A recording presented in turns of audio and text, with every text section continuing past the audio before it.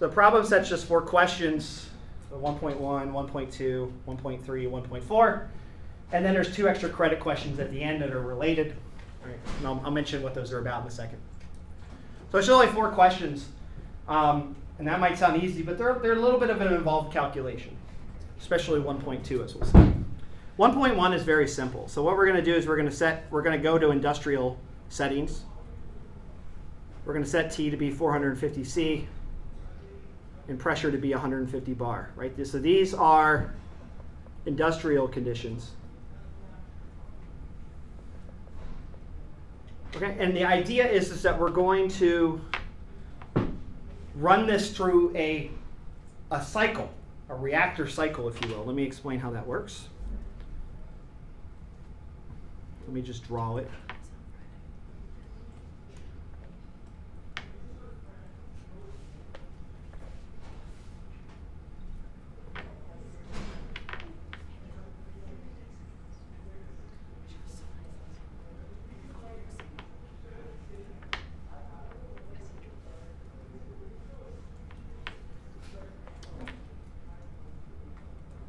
Okay, so I'm going to have an inlet here where I bring in 3 equivalents of H2 and 1 equivalent of N2. Okay, so I'll bring in my stoichiometric materials into here. I don't know why I drew a little line there. I'm sorry. All right, so we're going to have this gas flow through this system. Right, and then it's going to enter this basket, this catalyst basket. Right, this is the reactor itself that forms ammonia. Right, this is that catalyst of iron or ruthenium that we discussed. Right, so this is the catalytic reactor or the catalyst basket. And so the gas is brought into this catalyst basket and allowed to move through. Right, right, and react, and of course it reacts here at 450 Celsius and 150 bar. Right, and this is where the ammonia starts to form, right? So as the gas is passed through this catalyst, we have a set of product gases come out, right, which is going to have some NH3 in it, right? And we're going to have a little bit of loss of H2 and a little bit of loss of N2, right? Because the H2 and the N2 react. Right, and what we're going to do now is, I just need to add one more component to this. Place it right here. We're going to add a little tube that's set to 0 Celsius and 1 bar. Right? And this is basically an ammonia refrigerator. Ammonia fridge. And so what happens when this gas is passed over this fridge, this coolant, the gas is allowed to pass through, but the ammonia liquefies out and leaves. Right? So NH3 is lost, is pulled out of the system by liquefaction. And then the gas is then flown back into the reactor with just the H2 and the N2, with a little bit less. Okay, so what we're going to do is we're going to bring in our reactant gases, react them, form an equilibrium mixture, liquefy out the ammonia, remove it completely, and then take our remaining H2 and N2 and pass it back through the system again and do the step again. Okay, so I'm just going to run this H2 and this N2 through this reactor multiple times until I convert it all to ammonia and I don't have any more H2 or N2 left. Okay, does that make sense? All right, so this is what we call like a multi-pass reactor. You're doing the same thing over and over again. All right, so 1.1 asks this question. After one pass of the reactor,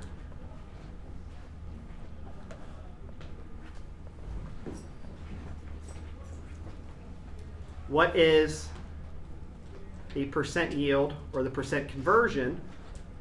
Depends, I call it conversion, but yield is perfectly fine. It's the same idea of ammonia.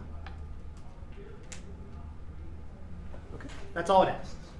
All right, so what you have to do is you have to calculate the equilibrium constant for this reaction at 450 C and 150 bar, and solve your equilibrium question, your equilibrium expression for, do an ice chart on it basically, to figure out how much NH3 you make.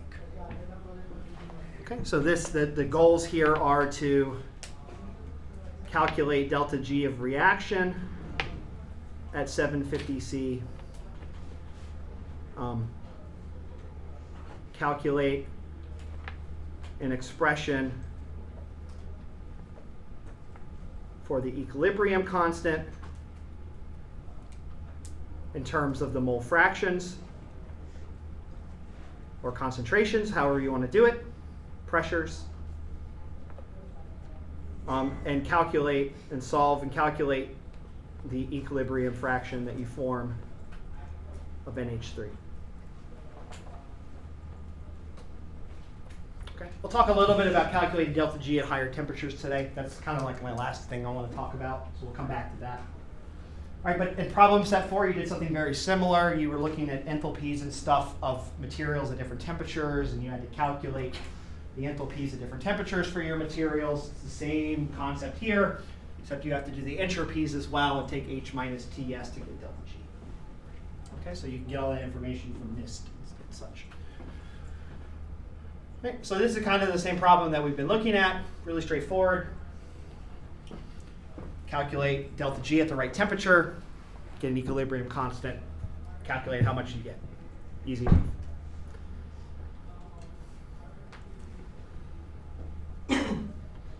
1.2 asks now, takes up that equation now, and the idea is now it asks a very simple question.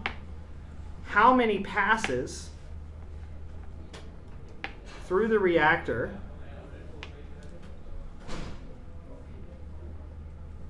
are required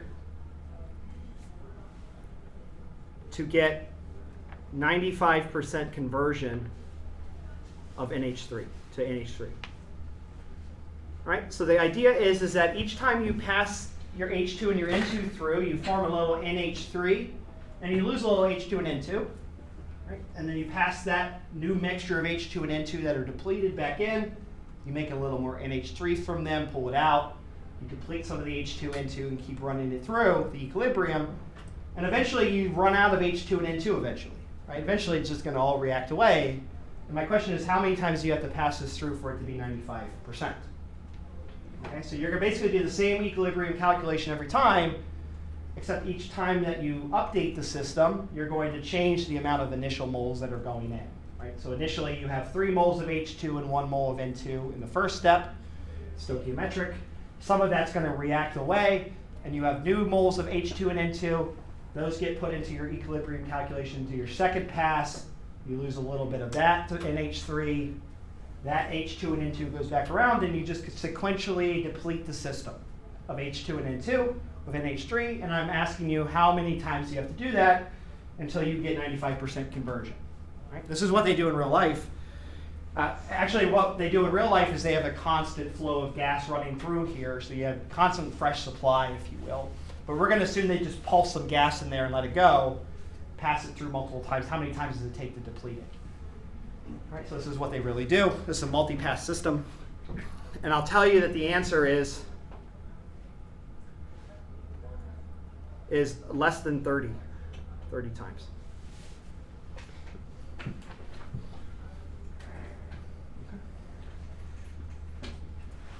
One thing I would highly recommend doing is to keep track of everything in Excel. Really, the more organized you are in this problem, the easier it is. Because there's a lot of numbers running around. You're going to have moles of H2, moles of N2, moles of NH3. You're going to have this equilibrium fraction that's formed, the variable you're solving for in your ice chart. You're going to have a different variable each run because it's going to equilibrate slightly differently each time. You have a lot of different numbers that you have to keep track of. Just keep track of them. It's much easier to do it that way. And of course, Kayla and Joy have some good templating if you need some help with that.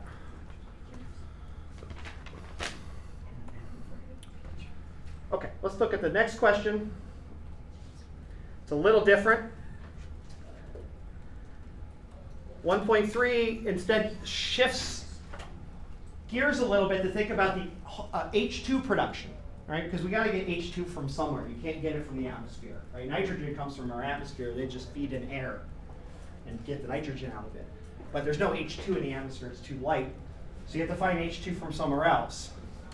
So the way that they make H2 industrially for this method is by what's called steam reforming methane. They take methane and they fill it in a container about 30 bar, 850 Celsius with water or steam, and the steam cracks the methane to form CO and H2.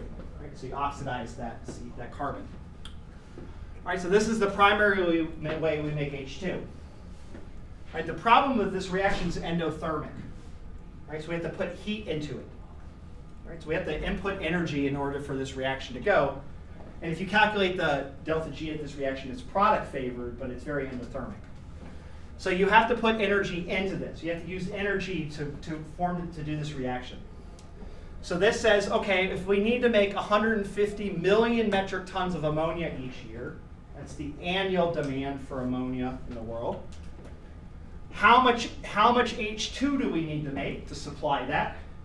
And how much energy is required to supply that amount of stoichiometric hydrogen? Okay, so if you know how much ammonia you need, and by stoichiometry you know how many moles of H2 you need per mole of ammonia. So you calculate the enthalpy of this reaction at 850 Celsius, right? That's going to require a few numbers. You'll find that this is endothermic. Right? Calculate how many moles of H2 you need, multiply that by the enthalpy, and you get some energy.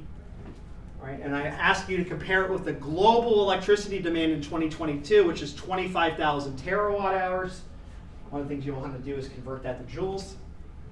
And I ask you to compare the energy requirement to make this hydrogen for this ammonia process compared to this number. Right? Well, you'll find it's 1%. 1% of the world's energy is used for this process and this process alone. So I'll just give you the answer for that. Right? You should get a number that says about 1.1% on this problem. Right? We use 1% of the world's energy to make H2 for ammonia. All right, I'm not going to write anything down for that, but that's just an enthalpy calculation. Again, this is the equilibrium constant is very product favored, so this goes to completion. So you don't have to do equilibrium for this, you just need to calculate the enthalpy. Again, you can calculate the equilibrium constant for it, but it's very positive. It just basically forms H2 and CO irreversibly. The next question talks about one of the side effects of steam reforming, which is that when you steam reform, you get CO and H2. But that CO that you form can react with the H2 and the steam in the reactor, and it's a reversible reaction to form CO2 and H2. All right, so this reaction has an equilibrium constant at these conditions very close to 1. All right, so it's an equilibrium, you get 50-50 roughly. All right, so this question asks you, given how much H2 we make, or how much CO we make, or whatever you want to think per year, from the steam reforming, you know how much we make, how much CO2 do we make from that production? Okay. So this is the equilibrium problem. You can figure out how much CO2 you make, given that you have, say, 1 mole of CO in there from your reaction from before. You can figure out how much CO2 you make for every mole of CO, and then figure out how much CO2 you make for over an entire year. Right? Just a little dimensional analysis. And I asked you to compare it to the global emissions of CO2, which is 37.4 billion metric tons. And what you'll find is that the amount of CO2 you make from this process is about 0.07%. Okay, it's a little under 1% of the world's CO2 is made from this process. Okay, and I'll give you some hints on how to tackle this problem. It's a very simple equilibrium problem. Okay, so once you calculate the delta G at 850 for this reaction, it's really easy kind of gen chem equilibrium calculation to solve for this. Okay. So that's the required part of the homework, just kind of 4 questions. I want to follow up. I just mentioned very briefly about the extra credit. The hypothesis now is, what if we make this a sustainable process? Imagine we have a catalyst now that allows us to create ammonia in ambient conditions. All right? So we don't have to heat it and pressurize it. We can do it at home. And so the idea is to have farm-scale ammonia production, make your fertilizer in-house. And but the question is, where do you get H2 from? Right? Because we're not going to do steam reforming in a farm. The idea is to electrolyze water. If you put water and you apply a minus 1.5 voltage potential to it, you split water into H2 and O2. And it's the opposite of the hydrogen fuel cell reaction. So we can make a little electrolytic cell, apply a voltage to it from some power source, and we can make H2 in situ for free. Well, not for free, it costs energy.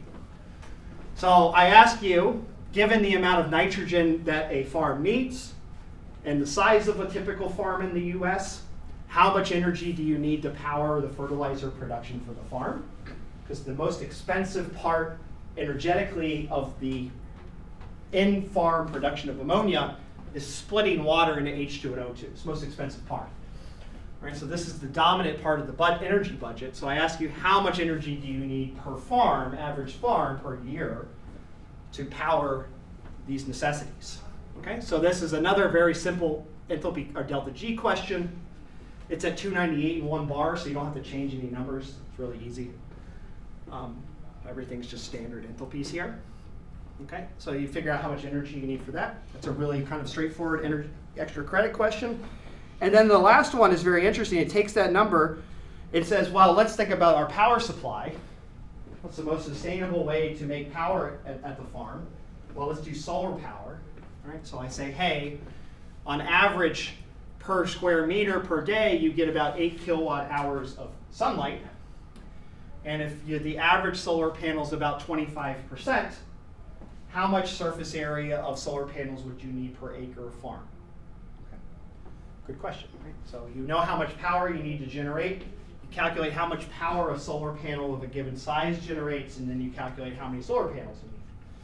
And what you'll find is that per acre you need about a 6 by 6 foot solar panel cell. Okay? It's about 6 by 6, maybe 8 by 8. Okay, so you should get very reasonable numbers for these, all right? You're not going to get anything insane. None of the numbers that you get in this problem set are insane. They're very realistic, right? So what you'll find is that, in fact, this is the only thing that we're missing is that catalyst. If we had a catalyst to make ammonia at room temperature, we could do this immediately, right? We already have the technology to supply the power for this. We just don't have the catalyst yet. So you'll get a very reasonable number for this. It's not going to be some insane, like you need like a Texas-sized solar farm to do this. Very, very simple, right? So that's a good sanity check if you want to tackle these problems and try them. If you get a number that seems like a reasonable number, something that you can touch and feel, you can imagine, then you're probably on the right track. Any questions about this? Okay, cool. All right, let's continue. So I want to talk today, just kind of finish up about equilibrium. And I want to just talk about the relationship. All right, I just lost my spot. Very, very briefly, very simple, the relationship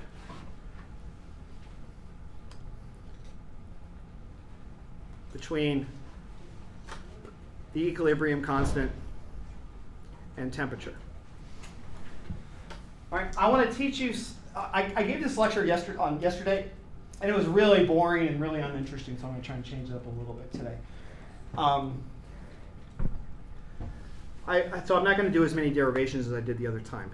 But I want to make this claim. All right? So this is something I want you to not do. All right? So the idea is I want to think about how does KEQ change as I change temperature. Right? I have some equilibrium mixture, and I slowly raise or lower the temperature.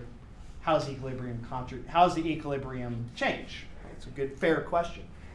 All right. So one thing that you should not do. All right. So this is a bad approach for calculating KEQ as a function of temperature. All right. So I'm going to tell you what not to do first. All right, we'll talk a little bit about why this is a bad approach. And it's a very common way to do it. All right, I see this mistake all the time. It might have been something that even was taught to you in Gen Chem, but it's not a good approach, and I'll explain why. So remember that we can always use this expression, right? We always know that delta G of a reaction is minus RT ln KEQ. Right. So that means that this equals delta H minus T delta S. Right, so we can always relate Right, so let me just clean that up a little bit, right? So we can write this as ln KEQ is equal to T delta S minus delta H over RT, which is delta S over R minus delta H over RT. Okay, well, okay, so now how does KEQ change, right? We stop here for a second and say, how does KEQ change with temperature? Well, all I got to do is plug in T here. I got delta H and delta S, and I plug in T here, and I get a change in KEQ. Right? That would be the thing that most students would do. Right? You just change this, and then this changes, right? And this was makes sense, but this doesn't work, right? What assumption have we made about this that is not true? Well, what we've made the assumption is that delta S and delta H are the same value at every temperature, right? What's the assumption here is that delta H and delta S are equal to, are temperature independent, right? This assumes delta H and delta S are temperature independent. And this is just completely untrue, right? So this doesn't work, right? Because it doesn't account for the fact that the H and the S terms are also changing with temperature. They also have temperature dependence to them. We should think a little bit about how much temperature dependence they have, right? Maybe that's a good idea, right? And maybe it depends on the material. Right, so let's just think of an example, right? So when is this a bad option?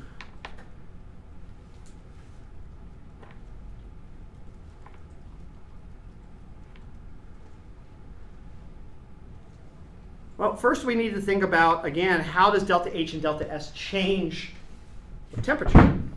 Well, we talked a lot about how delta H changes with temperature.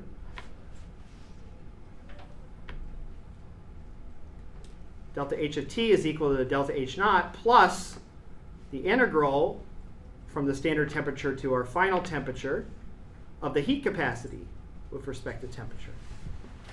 And if we assume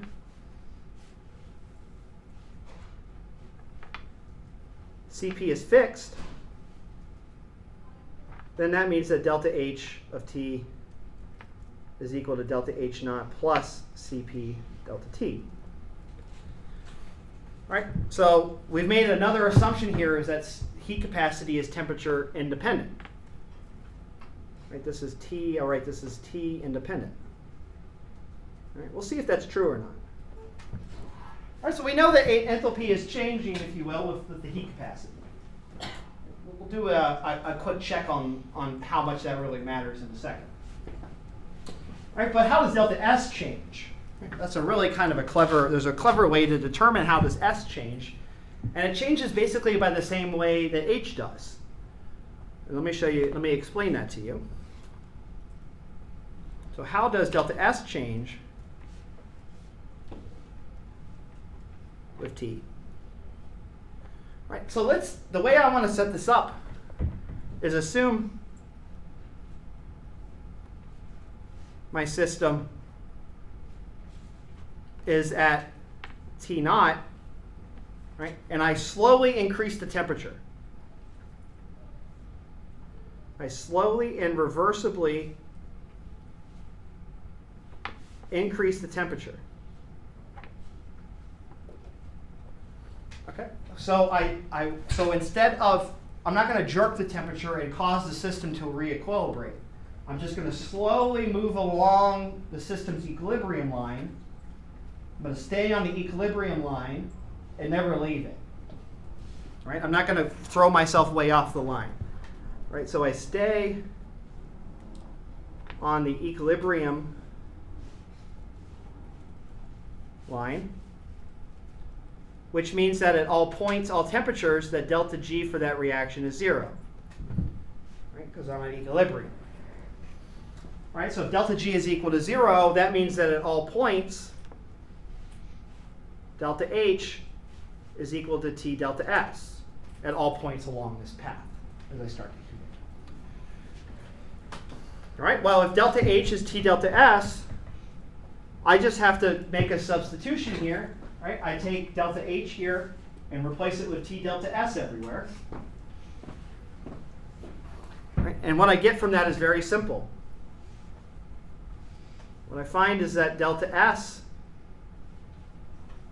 of T, again, is the standard entropy of the system at our standard conditions, plus the integral from the standard temperature to our final temperature of the heat capacity of our system divided by temperature dt. All right, so notice the difference. Enthalpy scales as the integral of the heat capacity, right? Heat capacity times the change in temperature. And entropy scales as the heat capacity divided by T. Right? And again, the reason why is because entropy has units of Kelvin in it. It's joules per Kelvin. So we have to add it. It's the heat. We have to add a T in here to integrate through. So they're related to each other, right? If this one is increasing, if Cp is positive, if you will, which it always is, the enthalpy is always increasing with temperature. And S of T, entropy is also increasing by roughly the same rate. Of course, as divided by T, it increases a little more slowly, because T is large, right? T is like 300 or something like that, right? It grows more slowly, but it still grows by basically the same number, right? It still grows by the heat capacity. Okay, so if the heat capacity is fixed, and that the heat capacity material is the constant at all temperatures, then H and S grow at the same rate, and therefore their difference doesn't change. Okay, so let me prove that to you. Right, so if heat capacity is T independent, we could write delta G at some temperature minus delta G naught as delta H of T minus delta H naught minus T delta S of T minus delta S naught. Right, just by the formula, right? And what is that? Well, this is the integral from T naught to T of CPT dt minus T times the integral from T naught to T of Cp over T dt. Okay, so if Cp is constant, we can factor it out.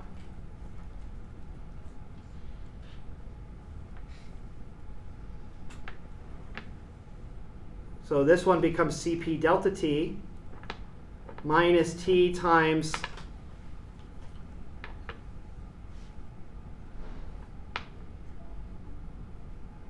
Cp integral, actually it doesn't change exactly, T dt over T integral from T naught to T. So I can factor out a Cp, that's Cp delta T minus T times the log of T over T naught.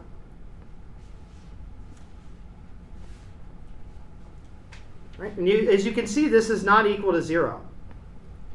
Right? So delta G is not equal to 0, so delta G changes a little bit, and it changes by some factor of proportional to the log of T. This proportional to T log of T. T grows proportional to the log of T in this case. Or sorry, delta G minus log of T, it's minus log of T.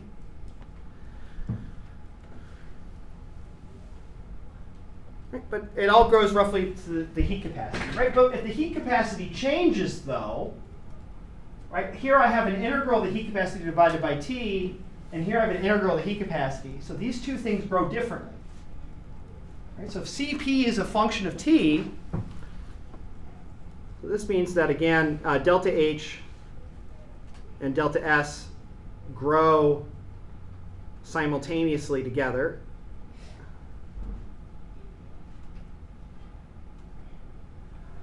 Right? But if it's not constant, right, if Cp is a function of temperature,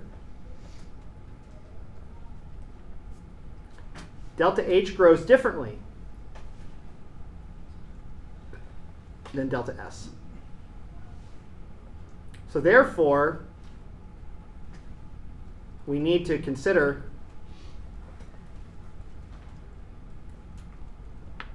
the temperature dependence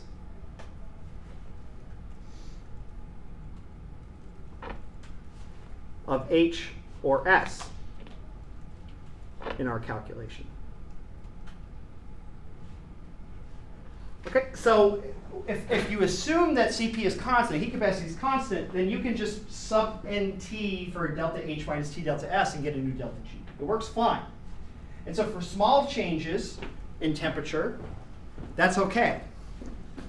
Right, so let me just kind of write that down. Right, so the big conclusion is that for small delta T,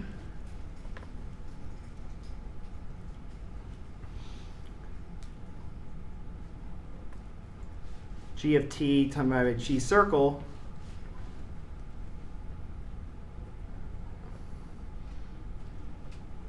by just changing the T here is okay because we're assuming Cp does not change on this scale.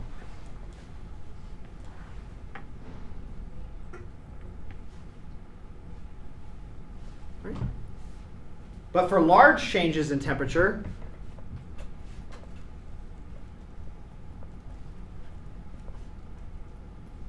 this does not work. Right? You need to calculate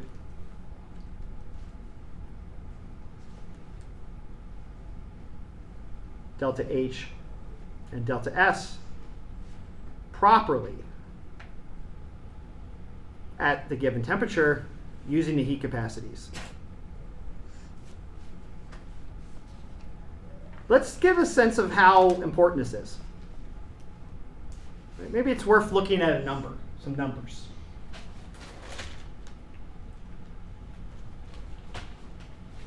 So let's look at, for instance, let's do an example. Let's look at H2O liquid.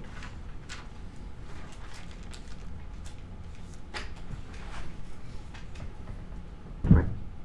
This is the delta G of H2O, delta G of formation. Right. So we're going to look at the delta G of formation as delta H minus T delta S of formation. Okay. So let's look up those numbers really quickly. And let's think about how the heat capacity changes the enthalpy or the entropy as we change temperature. And see if it really matters that much. Oh, sorry, that's the wrong place. So let's go to a NIST webbook.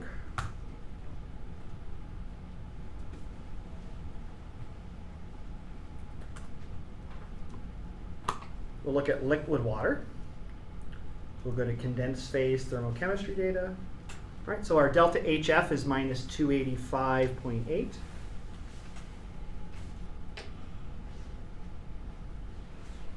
Kilojoules per mole. And our delta S is 69.95 joules per Kelvin per mole. Okay, so that means that delta G of formation is, let me just calculate it for you really quickly, minus 285 minus 298.15 times 69.95 divided by 1,000. Right, delta GF is minus 306.66 kilojoules per mole. Okay, again, that tells you that at room temperature and pressure, that the formation of H2O liquid from its starting materials, its standard materials, which again are H2 gas and O2 gas, has a negative Gibbs energy, which means it's product favored. And now that says is that H2O should exist stably at room temperature, which it does. If this were positive, that would mean that it would want to break apart. That would be bad. So this is at least a sanity check for us that in fact water is quite stable. Right, remember that this is the reaction, this is the Gibbs free energy for, let me just write it, H2 plus 2O2 goes to 2H2O. Oh, sorry, I got the stoichiometry wrong. This is the Gibbs free energy for this reaction per mole of H2O. Okay, so obviously that's product figure. Otherwise, water wouldn't exist at room temperature. All right, so let's think about how delta G changes as T increases or decreases, okay? All right, so that's a function of the heat capacity. All right, and I'll just say at room temperature,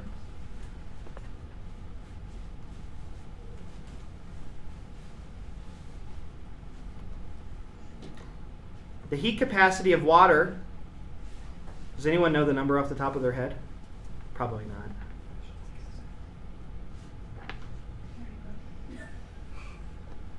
.4.184 joules per gram. So that is roughly 75.3 joules per mole.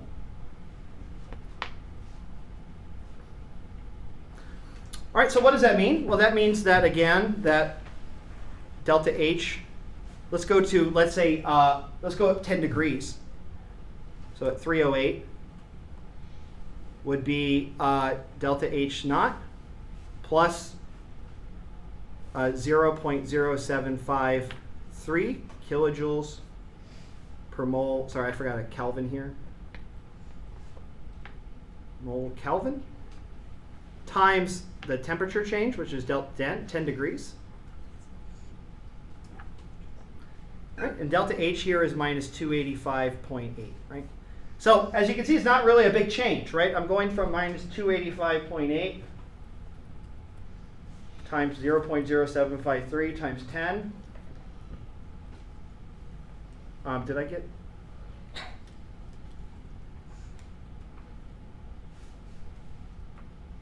Right, so this is minus 215.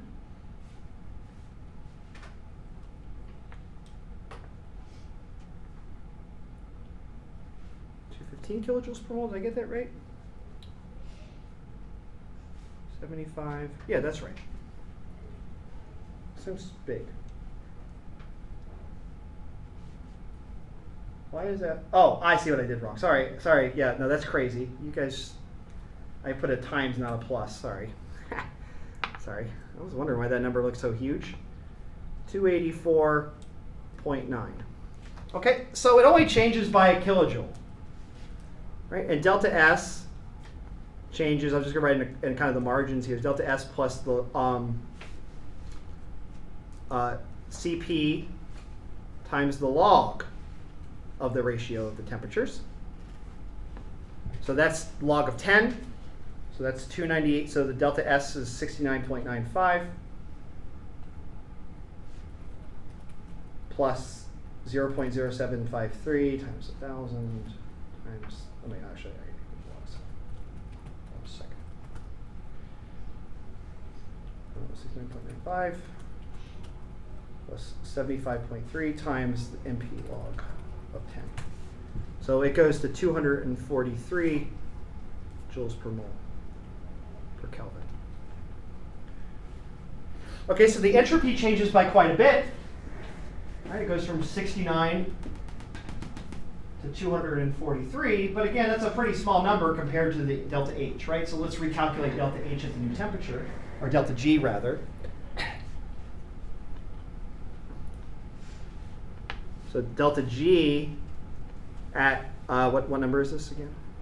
So 308 is equal to minus 285.8 minus our new temperature, 308, times our new entropy, which is 0.243 kilojoules per mole per Kelvin. And I'm just going to write this up here. And that's equal to 24.8 minus 308 times minus 361. Did I have that right? Yeah. Right, so it changes to minus 361 kilojoules per mole. And let's just now compare that to the value where we take these and just put 308 here. right? Which is what most people would do, right? We would assume delta H and delta S don't change, and we just change T to 308. Put that over here. So if we do delta H formation at standard conditions minus 308 times delta F formation of entropy, right? That's again not correcting the enthalpies and the entropies, just changing the temperature. That's minus 285.8 minus 308 times 0.6995. Oh, sorry, 0.6. Minus 307. Oh, this actually changes it quite a bit. This is a bad example, but a good example, right? So actually, it's a big difference, right? By just including the fact that the heat capacity and the entropy and the enthalpy change by just a little bit, by 10 degrees, we get 361 kilojoules per mole here.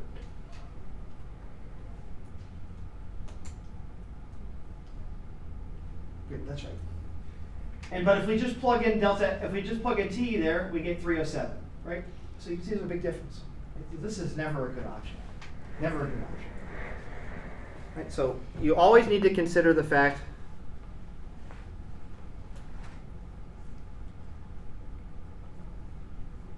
that delta H and delta S change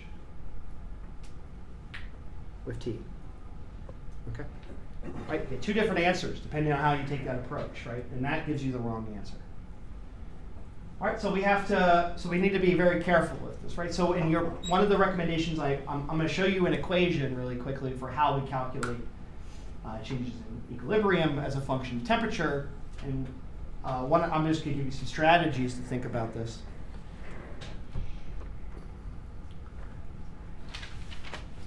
So I'm not going to do the math for this. But we can write some, so there are some more proper calculations, more proper formula.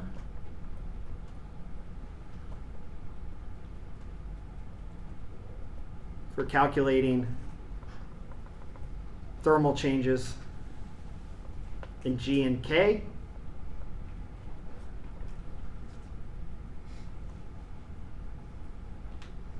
Right. So the first equation I want to show you guys again, I'm not going to derive this, it's not important. So it's called the Gibbs-Helmholtz equation.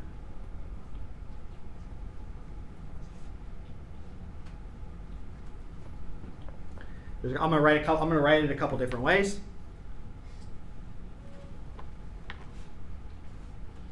The Gibbs-Helmholtz equation says that the derivative of the Gibbs energy divided by temperature, as you change temperature at constant pressure, is equal to the enthalpy divided by T squared.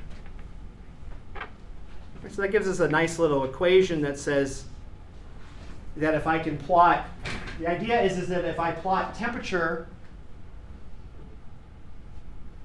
well, let's think about this, right? So if I plot temperature versus Gibbs divided by temperature, I get a curve that's proportional to 1 over T squared with a slope effectively of H. And so if I'm going to make a nice simplification here, right? Assume delta H does not change with T. Now we saw that, right? The entropy of the water changes a lot, but the enthalpy doesn't change a lot. Or sorry, the enthalpy changes very little, but the entropy changes a lot for water. And you can write that the delta G at some temperature, let me get rid of this circle, divided by that temperature minus delta G at our standard conditions divided by the standard temperature. So again, that's 298.15 typically, is equal to delta H of the system divided by the difference of the inverses of the temperatures.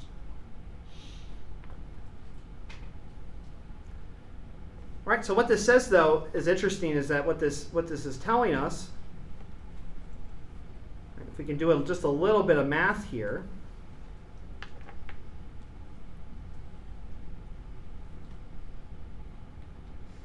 is that if you plot your delta G over T versus 1 over T, you get a linear curve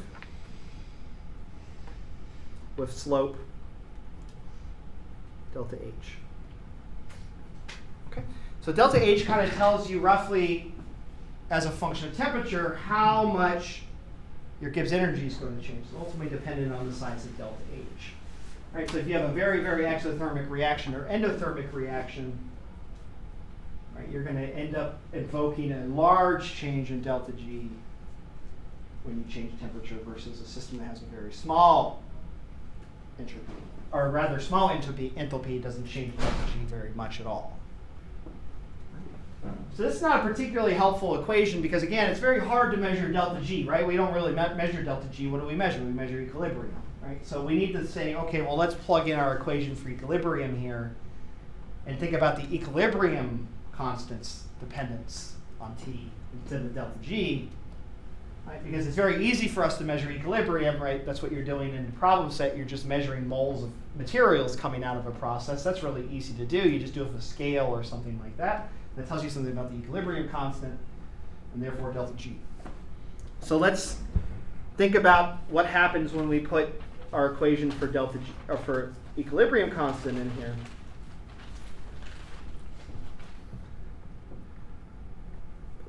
New slide here. Do I have space on the bottom? I do. All right. So now what I'm going to do is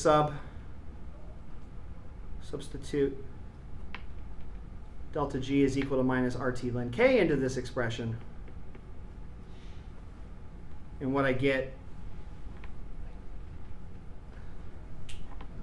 is that the log of the ratio of the equilibrium constant divided by the log of the equilibrium constant at standard conditions. Right, so this is your 298.15 Kelvin equilibrium. So the log of the ratio is equal to minus delta H over R, gas constant, 1 minus T, 1 minus T naught. All right, now that's a nice equation, right? So now what we have is that the log of the equilibrium constant, or the log of the abundance of your material, if you will,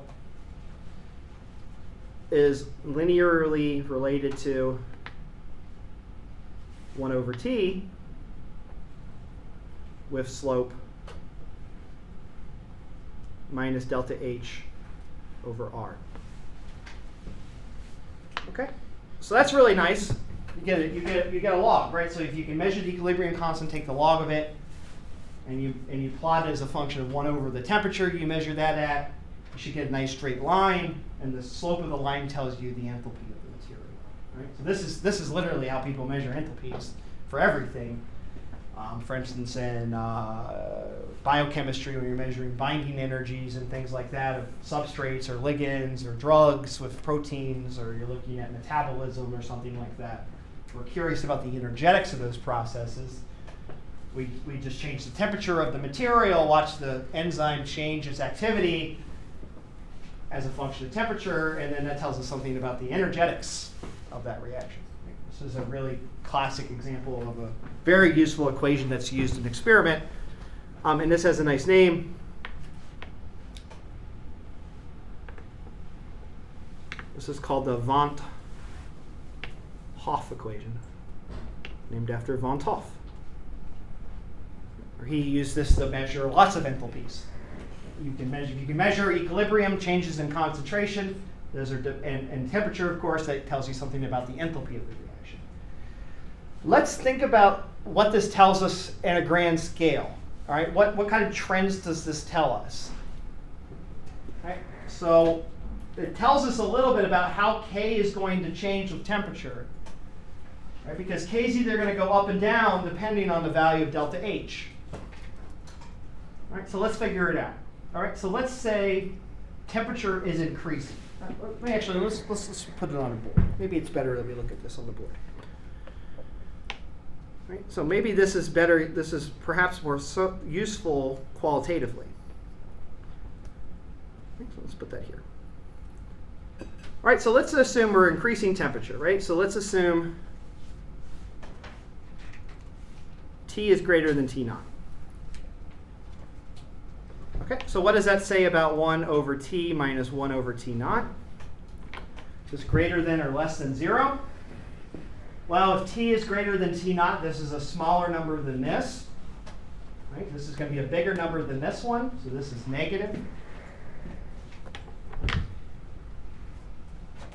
Right? And so that says, therefore, if delta H, if the system is endothermic, we have a negative temperature. We have a negative times a negative. Sorry, it's the whole, all of this is negative, right? It's positive times minus. So minus times minus, this whole thing is positive. So that says as temperature increases, KEQ increases. Right? So if delta H is 0, KEQ increases with temperature.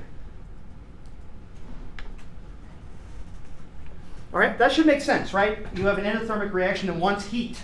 So obviously it's going to be more product favored the more heat you give it. That makes a lot of sense.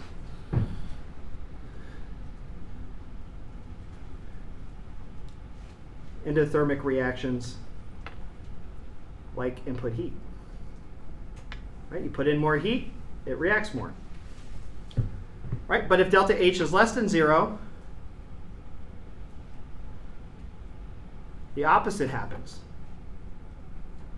Decreases with temperature. Right? So in fact, if you have an exothermic reaction, you're actually at an advantage to cool the reaction down. Because this would be negative. Let's see, this is negative. This becomes positive. The whole thing is negative. Therefore, if T increases, this decreases. Okay, so exothermic reactions prefer low temperature.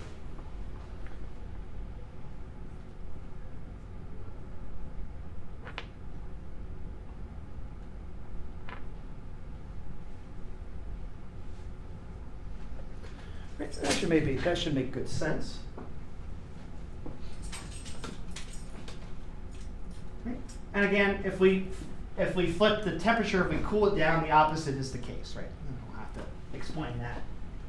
Right. So this gives you the sense again. This gives you already an interesting qualitative expression that reactions that are endothermic tend to prefer having input heat, and reactions that are exothermic tend to prefer to have less heat in the system.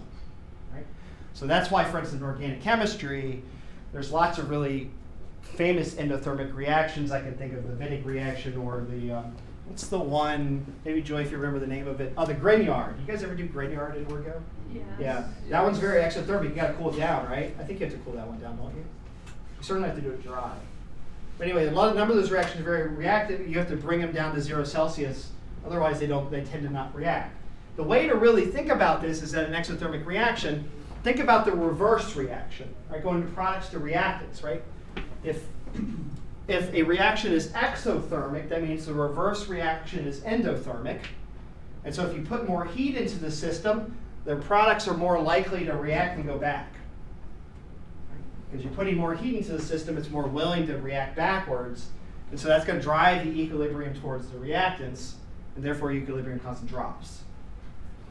Right? So that's the very exothermic reactions we tend to run very cold. Right? There's some cases, especially things like, I know you guys probably don't do these in Orgo, but very, very strong nucleophilic bases, things like sodium hydride, N-butyl lithium, things that deprotonate very aggressively. Those are very, very exothermic processes. You tend to run those at cryogenic temperatures. You tend to put it in dry ice acetone, which is minus 77 Celsius, or acetone ethanol, which is minus 35, or maybe in ice water at 0 C. You tend to run those reactions at very low temperature because they're very, very exothermic, and you don't want to drive the reverse reaction. Okay. So not surprisingly, let's go back to our Haber-Bosch reaction, right? Remember, this is an exothermic reaction. Right? So Haber-Bosch, as we said, prefers to be at low temperature. We would love to make ammonia at cryogenic temperatures because it's very, very efficient at cryogenic temperatures. But you can't, because there's something else we haven't considered, which is that even though the delta G and the KEQ says that something should form and is product favored, doesn't mean it's going to ever form. So we haven't considered the kinetics. Equilibrium doesn't say anything about time. It just says if you wait for infinity, eventually you'll see ammonia form in abundance. But that time scale is insane. At I don't even know, room temperature, the time scale to have complete conversion of stoichiometric, we could calculate it. But imagine you put 3 moles of H2 and 1 mole of N2 at room temperature, 1 bar, you mix them together and you let it sit there. I have a feeling that the time it takes for it to form NH3 stoichiometrically is on the order of the lifetime of the universe. It's probably about 10 to the 18 seconds or something. Right? So it takes forever. Right? So this doesn't tell us anything about that. It just tells us roughly what direction it will go if it goes. Right? But whether it goes or not is a different question altogether. That's a kinetics question that we'll have to answer. Right? So I've given you some tips to change the KEQs and stuff, but I just want to make one claim for the homework in particular, just a good piece of strategy, if you will.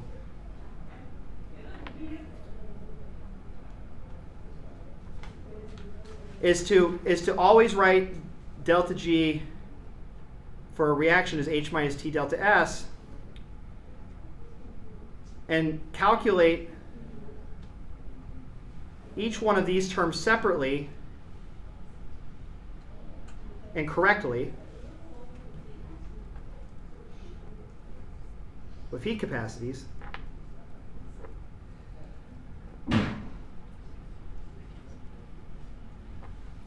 And then combine to form delta G. Right, so for problem set 5, you got to calculate things at like 450 Celsius. One of the problems is at 800 Celsius. What you'll do is you'll take each of the enthalpies of formation of your material, H2O, CO2, whatever it is, calculate the enthalpy of their formation or entropy at a higher temperature, promote each material up to 750 C, and then calculate the energy difference at 750. So instead of calculating how delta G moves, calculate how each delta H and how each delta S changes for each material, and then calculate the difference at the end. So the idea would be like this. If we have 3H2 plus N2 goes to NH3, and this has a delta G at 298, you're going to take these enthalpies. This has a delta H, delta F of H, and a delta S at standard conditions. All these materials do. And then you're going to heat each one up to your final temperature. Right. And then you have 3H2, N2, and 2NH3. But these delta Fs are at your final temperature. Right, so you have a new set of enthalpies for each of your materials. And then you calculate delta G using delta H minus T delta S at these new temperatures. Right, so basically you heat each material. What the idea is, instead of taking the reaction and heating the whole reaction up, take each of your individual parts, heat them up separately, and then mix them. Okay, you can do that, right? It's a state function, doesn't matter how you do it. So that when you talk about changing how K changes with temperature, you're taking the enthalpy of the whole reaction and adjusting it. Right? And that works, there's nothing wrong with that. But I find it is generally easier, and it doesn't screw you up, and the math's a little easier if you know how each material's enthalpy and entropy changes with temperature using heat capacities. Take each material, put them in their own little box, if you will, heat them up separately to a new temperature, and then mix them together at that temperature and calculate the delta G for it. You can never go wrong doing that. So always just kind of break it down the individual components and then add them all together at the end. Right? That's kind of what I would call a brute force method. but it works, right? And so it's really useful for Excel, right? When you have the heat capacities for all your materials that you get from NIST, you just have a nice little formula, calculate them out for every temperature, calculate delta G at that temperature, get an equilibrium constant, and you're good to go. You don't have to worry about any formulas or anything. All right, any questions about that? Again, not the most exciting stuff, so let me talk about something that's more interesting today. All right, I want to now segue for the last 10 minutes. And I want to introduce an idea for you. Right. Again, I like little puzzles, so I'm going to give you a little puzzle today. All right, so this is our motivation for next class.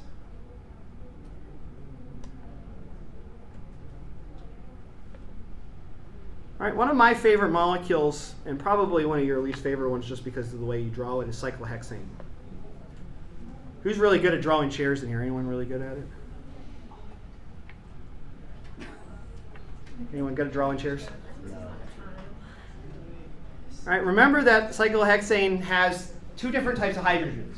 Right? We have what we call equatorial and axial. You guys remember this from like 1.5 million years ago?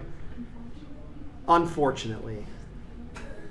Let me tell you, I can talk to you why these things are important if you want. But all right, so we have two different types of hydrogens, axial and equatorial. So, but the interesting thing is that as you remember maybe that cyclohexane is constantly wobbling and flopping, right? It alternates between two equivalent chair minima, where I can bend down that one that I've labeled and bend up the other one. Right, there's this motion. It's called a pseudo-rotation, where the other one, ooh, that was not a good drawing. It's a little better. Where the other hydrogen, the other carbon perks up and the other one comes back down. So there's an equilibrium between these. All right. And of course, I'm just going to mark one of the hydrogens, right? And the idea is that this equatorial one in this form becomes the axial in the other one. So these are constantly moving back and forth. All right, so let me ask you this question. For this process, what is delta G? In energy. Does anyone know? It's a really easy answer. 0. Why? Why? What does it mean that it's 0? Delta G is 0. What does that mean about this product in the reactant? Ashley? Doesn't favor one or the other. What does that mean about the energetics of each one? Is one more stable than the other? No. No, they're the same energy, right? They're equivalent structures, right? Do you guys all agree they're equivalent? There's no difference between them. I mean, other than I've marked the H there, but as you might know, I can't actually do that in real life. H's are all indistinguishable, so there's no difference between them. Delta G is 0 here. And what would that mean that the equilibrium constant would be? What's the ratio of the concentrations? 1. Okay. All right, so we expect we have 50-50 of these. But the point is that these are equivalent structures because I could rotate this 180 degrees and get this one back out again. Right? So they're the same thing. I'm not really doing anything special, but this motion does happen. All right, so imagine now, but the problem is I can't really tell these two things apart, right? As I said, what I do is I just rotate this like this. I take this and put it over here, and I just have the same structure again, right? It's the same damn structure, right? So these are the same thing. All right, so there's no energy difference between them, but I've clearly done something to my molecule to change it. I've marked a hydrogen, and now it's in a different position. Right? This motion is what's called I think the organic chemists call it a ring flip or a chair flip. A physical chemist would call it a pseudo-rotation. Right? And this is constantly happening, right? So this cyclohexane is constantly doing this in solution, right? It's going back and forth. It does it in the gas phase too, in fact, we'll see. Right, so now let's see if we can probe this a little bit, right? Maybe we can figure something out about this. Right? How can we, for instance, set the system up so that we can distinguish each of these as two different molecules, right? Introduce a change to them, a very small change, so that delta G is no longer equal to 0. One's preferred over the other. Right? So people do this. And one of the tricks, so we're going to introduce a distinguishing element.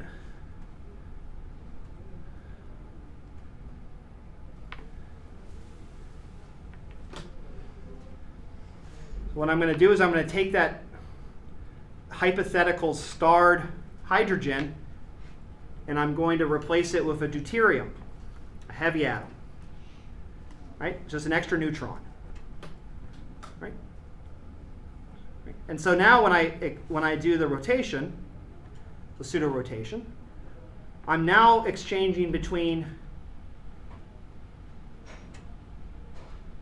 two inequivalent structures. Because now I've got a D here that's axial, and here I have a D that's an equatorial. Or likewise, I have an axial hydrogen on this carbon, and it becomes an equatorial hydrogen on this carbon. Right? So now I have two different structures. Right? Very clearly, they're different. Deuterium's in two different places. By definition, it's a very, very small change, but now delta G is not equal to 0. It's very close to 0, but not quite. So in fact, delta G, I don't know exactly what the number is, but it's very close to 0, but positive, because the deuterium prefers to be equatorial, it turns out. It's very close. And so we could say that KEQ is roughly equal to 1 still, too, as well. Right? We're just going to change a very, very small amount. Right? It's like a tiny difference. But it's actually distinct. You can actually determine it. Very, very small change. Right? But it prefers the reactant. Okay? So I want to probe this. All right? I want to show this. I want to do some experiment on this so that I can show that there are two structures here and they're exchanging with each other. Right? That I have an equilibrium here. Right? If KEQ is equal to 1, I'm going to have 50% of this and 50% of this. All right? So let's do a technique that allows me to distinguish both of these. Any suggestions? An organic chemist in here might know. How would you determine, you have two different types of hydrogens, what would be a good way to determine the difference between those two?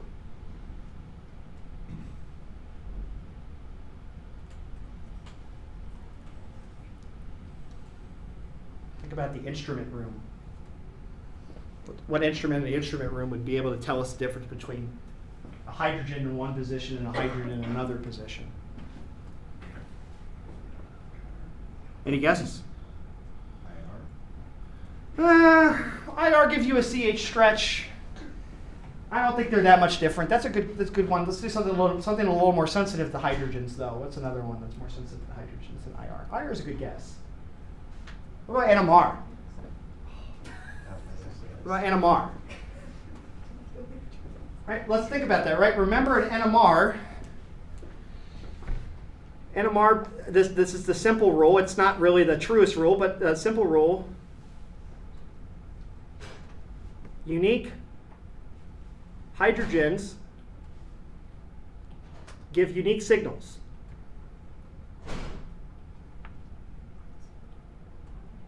Okay. So, and the idea is that if you have two different hydrogens that are in slightly different chemical environments, which these two are, because, for instance, this hydrogen, there's a hydrogen here, hydrogen pointing out here. Right, so this H, for instance, at long distance sees this hydrogen, and this hydrogen doesn't see anything. This hydrogen is just kind of by itself, right? So this hydrogen sees a different environment than this hydrogen. So they aren't equivalent. And so by NMR, we would say, hey, they should have different signals, right? They may be very close to each other, but they should be different. Right, so someone did this experiment. And let me just show you the result. I'm not going to tell you what the answer to this is. That's for us to find out next class. But let's see the result, right? So the hypothesis we have here is that if In fact, what's happening, these are equivalent, that there's no difference between them like they are here. We only want to see one peak, right? Because this hydrogen is equally here and equally here. They just kind of average out. We'd see one peak. But maybe we would see two peaks here, right? Because hydrogen is in two very distinct positions, two very different, the molecule is clearly different. Clearly different. So we'd expect to see maybe two peaks here for the deuterated version. So let me go ahead and pull up this paper. This was a gas phase NMR spectrum that was taken in the early 90s on this molecule. And what they did was they took an NMR of this molecule and they changed the temperature of the material. Right, so they take an NMR at different temperatures. Now I want to zoom in a lot so I don't spoil the answer. I want to just show you the plot because I think it's very interesting. They do it as a function of pressure as well, but I'm more interested in temperature right now. Let me zoom in as much as I can here. And this will be our done. Right, so let's look. So this is the plot of the NMR spectrum. This is at 300 Kelvin, right? And it's cooling down. It's kind of hard to see. It's 268 and 250 something. This is a whole paper. Right? 294, we see one line. Right? So there's one proton in there. What that means is that this axial and the equatorial, they're equivalent. They're basically, the system is rapidly equilibrating between the two, and there's no difference between the two. But notice what happens as the temperature starts to cool, right? The line starts to broaden a little bit. Now, it could be broadening because the system is slowing down. One of the things that determines the width of an NMR line is how fast the system is tumbling in the mixture. So maybe it's not tumbling nearly as quickly, and so maybe it's starting to broaden out a little bit. But as you start to cool towards, say, like 0 Celsius and a little lower than that, well, this is below there, as you can see, it starts to split into two peaks. By the time we get down to cryogenic temperatures, the system has not only broadened out, but it's also narrowed. By the time we get 223, we basically have the two peaks of roughly the same intensity and the same width, but at low temperature, we have two peaks now. So what's the interpretation here? We have two different protons. So at low temperature, right? So let me just say this, right? The equilibrium hasn't changed, right? Low temperature, we have 1 to 1, right? So the relative intensity of these two peaks should be 1 to 1 because we have 50-50, right? Equilibrium constant's 1 in this process. So that makes sense. But the fact that we have, the idea is that at high temperature we have one species and at low temperature we have two species. Right? Well, that doesn't make any sense because what was equilibrium, right? Equilibrium is fixed to temperature. Equilibrium says equilibrium should say at a given temperature I have a fixed amount of X and a fixed amount of Y, and that will change as a function of temperature, but I'm always going to have some X and I'm always going to have some Y. And in fact, if the energy of the material is precisely the same, if it's delta H is 0, then K doesn't change with temperature, right? The slope is 0. So K is temperature independent if H is 0. Right? So regardless of the temperature I pick, these two species, these two isomers, if you will, should be 50-50. But what do I see here? Well, I see a system that goes from one species to two species as I lower the temperature, but it's always 1 to 1. Right? So that's kind of odd, right? Equilibrium doesn't tell us anything about this, right? Equilibrium says regardless of the temperature, we should see 50-50 mixture. But something's happening at lower temperature that's causing us for the molecule to somehow become not one molecule, but two molecules of two different types of hydrogens. So at low temperature, so at high temperature, we see the same thing we see here. The axial and the equatorials, they're all the same. Everything's the same. This is flopping with this. Everything's moving around. It's all identical. And then at low temperature, I get this situation where you see an axial peak and an equatorial peak, and they're at slightly different energies because they're in slightly different environments. But nothing about the molecule has changed. I've only changed the temperature. So the equilibrium hasn't moved at all. Nothing chemical happening here. Right? Something else is happening. Right? So I'm not evoking any chemical change. The physical change I'm making, which is the temperature, doesn't change the equilibrium at all, doesn't change anything about the chemistry, but my spectroscopy is changing with temperature. right? And I'm going from a system that only looks like it has one molecule to a system that has two molecules. How the hell does that happen? Delta G doesn't care. It's independent of that. So something else must be going on, right? And the trick is here is that there's something underlying all of this, is that we haven't considered time yet. We haven't considered the time it takes for this to go to here or this to go to there. And what we're going to find is that, in fact, that time it takes to go from here to there, or the here to there, whatever you want to think, is a function of temperature. It takes longer. So the idea is that at low temperature, it takes longer for this to go here. And so if you imagine you take a quick snapshot of the molecule, the mixture, you might see a lot of molecules like this, or you may take another snapshot, you might see a lot of molecules like this. Over infinite time, you see 50-50. But the system oscillates. And it's up and down, and it's left and right, and left and right, and left and right. And as you lower the temperature, it's going left and right, and left and right. Right? And every time you take a little snapshot, sometimes you're going to see left molecules, you're going to see right molecules. Right? But imagine if it's a really high temperature and it's going left, right, left, right, left, right, left, right, left, right, right. It's just a blur. And what do? You see an average of the two structures. Right? So there's a temporal quality to this that we haven't considered. Okay? There's something about time that's changing here. The time it takes to equilibrate is changing depending on the temperature. And that's causing a distinction between a system that looks like one molecule and a system that looks like two molecules. Right? And that's kinetics. Right? It's underlying everything here, that sense of time. Right? So we're going to start thinking about this more carefully starting next class. And that will be the ultimate key to physical chemistry. Now, equilibrium only gets us so far. We've got to start thinking about how things change in time. And that's where kinetics will play. All right, guys. Have a good one. See you Thursday. Sorry I'm a little late. I have a question. Okay. It'd be rather quick. I know you were talking about physical. Yeah.